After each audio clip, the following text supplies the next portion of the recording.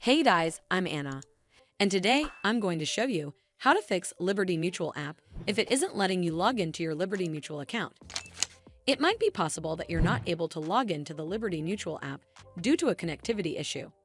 So first of all, you need to make sure you have a strong and stable internet connection. To do so, you need to do a quick test to check if your internet's working or not. Simply open up an app that runs on internet other than the Liberty Mutual app and check if it's working or not. You can also try switching from Wi-Fi to mobile data and vice versa. Doing this might help you log into your Liberty Mutual app. This should fix the issue, but if it doesn't, then you need to make sure you're running the latest version of the app.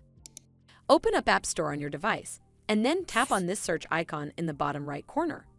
Then search for the Liberty Mutual app, and if you see this update button right next to the app name, simply tap on it to make sure you're running the latest version of the app.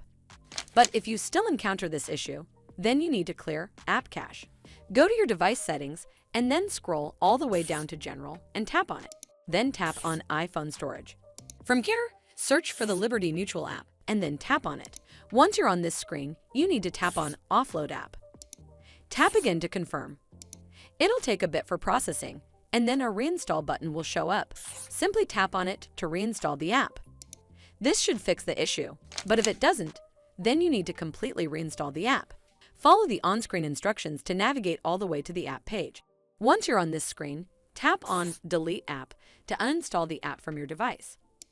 Once uninstalled, you need to open up App Store and then search for the Liberty Mutual app right over here in the search bar, and then click on this Get button to install it back on your device. Well, that's how you fix Liberty Mutual app if it isn't letting you log into your Liberty Mutual account.